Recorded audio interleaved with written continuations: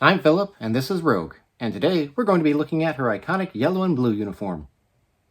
Wait, that can't be right.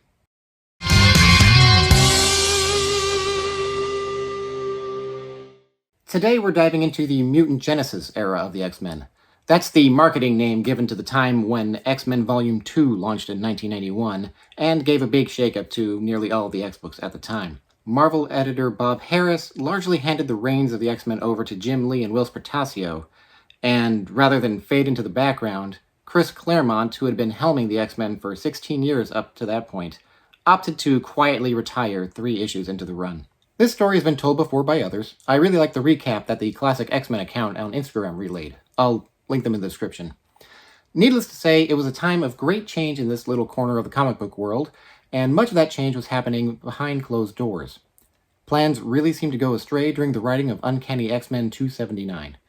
And it's around this time, in the early to middle part of 1991, that you can find hints of the turmoil simmering behind the scenes, if you know where to look. So what does this have to do with a yellow and blue Rogue? It's no secret that Jim Lee redesigned many of the costumes for the launch of X-Men #1, and this is where that costume debuted.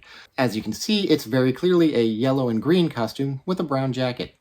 It's since become a fan favorite, with variations on the design returning several times in the ensuing decades. Her mid-2000s look is very clearly based on the Jim Lee design, and even the year I'm recording this video, 2025, her current uniform is another take on this idea.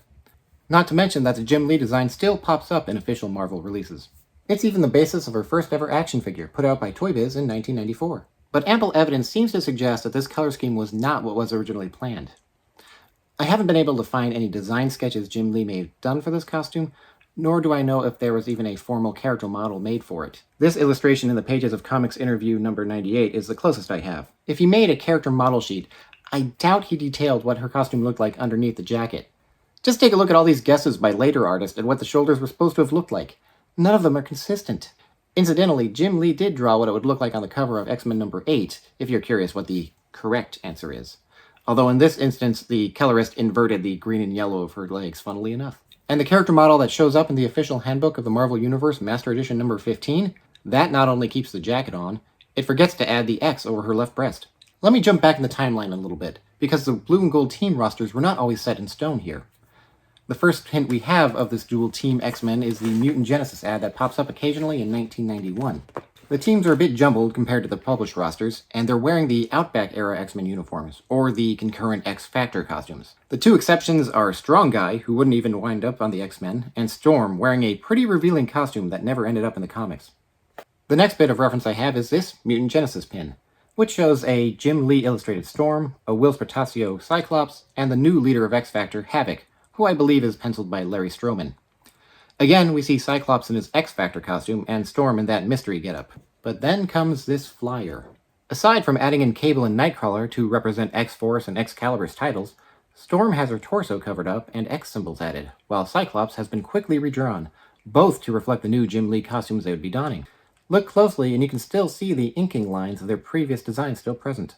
I'm not sure when in the timeline these design changes were decided, as issue 119 of Speakeasy magazine, cover dated April 1991, offers a curious Jim Lee illustration. Not only is Storm in her look from Uncanny X-Men 273, Cyclops is wearing the modified graduation costume we first saw in Giant Size X-Men #1, and he hadn't worn since the start of the X-Factor comic in 1986.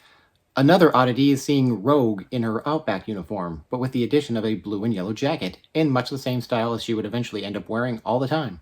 Cyclops' retro costume is important to note, because Marvel actually published Jim Lee's pencil sketches to the X-Men #1 covers in Amazing Heroes 192. It kind of looks like he was working right to left here, as Magneto is pretty well detailed, while the figures get progressively sketchier until Jean Grey is barely more than an outline. But there's Cyclops in his 1975 best. Below the sketches, of course, we have what looks to be the finalized pencils and inks for the eventually released wraparound cover of X-Men #1. I hate to admit it, but it took me until I was gathering materials for this very video to notice that in the final illustration, Cyclops is still wearing his old Buccaneer boot. And now I can't unsee that whenever I'm looking at any variation of this cover. While Rogue isn't terribly well defined in the rough sketch, we can still see that she's wearing her new costume.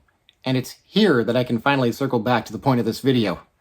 Remember that Mutant Genesis ad? Well, I scanned it from the June 1991 issue of Previews magazine.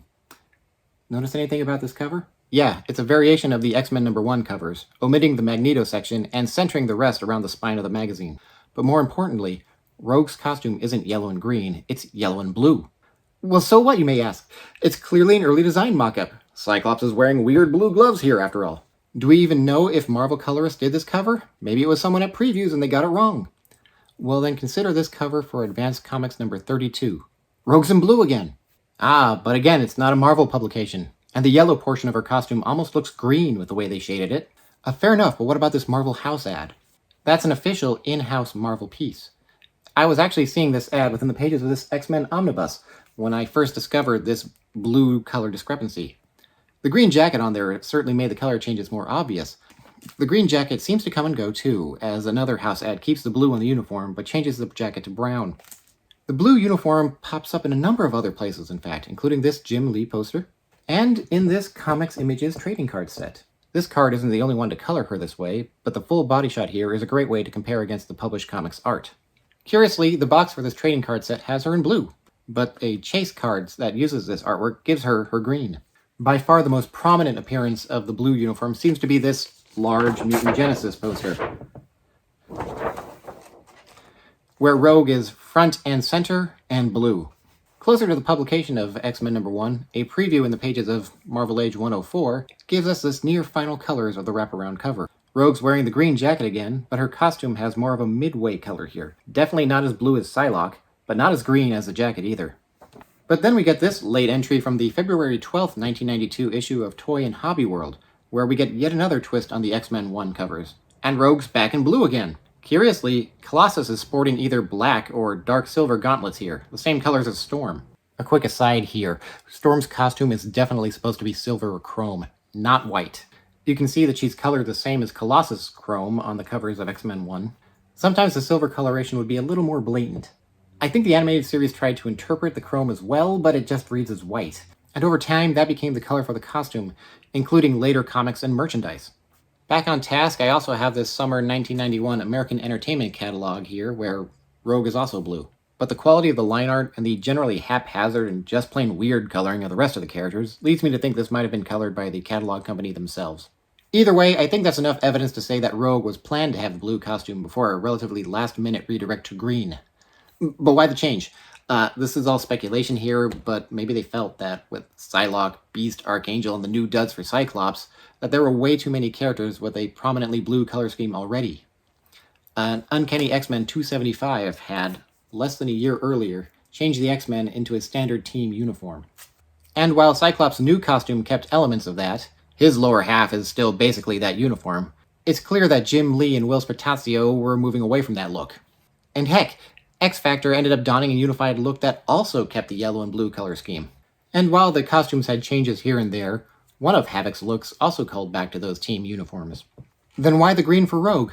Because up to that point, green had been Rogue's color. It was what she wore when she first appeared in Avengers Annual number 10, through to when she joined the X-Men in Uncanny X-Men 171. Green has been her most consistent color to that point, even when she briefly deviated to that orange sweater after going through the Secret Wars in 1984.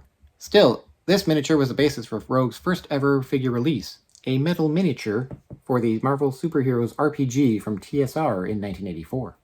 Amusingly, this look was so short-lived that she changed her costume after just 5 months, before Secret Wars 12 could even come out, the issue where she ostensibly gets this look. In fact, the eventually published issue ended up coloring the sweater green. After this, Rogue donned a constantly changing series of black and green costumes before finally settling on one bathing suit look for the Outback issues. And when the X-Men got those yellow and blue team uniforms, Rogue was stuck in the Savage Land wearing the tattered remains of her Outback costume. When she finally made it back to civilization, Rogue wears a curious combo, an outfit with a bodysuit, a jacket, short gloves, and a headband. If you ignore the inconsistent colors, it almost looks like it could be a prototype of her eventual Jim Lee redesign. This issue, Uncanny X-Men 278, is penciled by Paul Smith. Is it possible he got a glimpse of Jim's work in progress? It's hard to say, but for the rest of the Muir Island saga, she's bouncing around from costume to costume each issue. We get this odd number from Andy Kubert in Uncanny 279, the Outback costume in X-Factor 69, her Savage Land tatters in Uncanny 280, and finally that Paul Smith costume again in X-Factor 70, this time in all green. Finally, I would be remiss in my coverage here if I didn't question whether that green jacket that pops up on promotional materials for the Jim Lee uniform influenced her animated series counterpart. To that I say, yeah, I don't think so. I have a copy of her model sheet for the 1992 animated series here. And while you can see the green show up on her jacket, it's really meant to be more of a lighting highlight color on her otherwise brown jacket. It's even more apparent when looking at this actual animation cell. As for why the card art for her Toy Biz figure has a green jacket, I don't really have an explanation for that, except to say that the toy itself colors it brown. That said, it was absolutely reinterpreted as green for the X-Men 97 character model by Amelia Vidal. That, in turn, influenced the X-Men 97 merchandise, and quite possibly at least one comic. Oh look, another shoulder variation. Now after all this you may wonder, Phillip, why do you care so much about this? First off, have you met me? No, seriously, the reason I'm interested in this period of X-Men is because this issue is what got me into X-Men in the first place. Well, not this issue specifically, that one has long since fallen apart after innumerable hours of less than careful handling of the comic by my preteen self. But I still remember the time I saw Cyclops and Wolverine on the rack at a small comic shop after school one day. I don't think Iceman's presence even registered to me at first. I didn't know who these characters were yet, but I wanted to find out. And I've been hooked ever since. Thanks for watching this episode of Articulated Points. We hope you enjoyed it. And we'd appreciate it if you would like, share, and subscribe. If you'd like to learn more about some of the toys featured in this episode or want to follow us on social media, links are in the description below this video.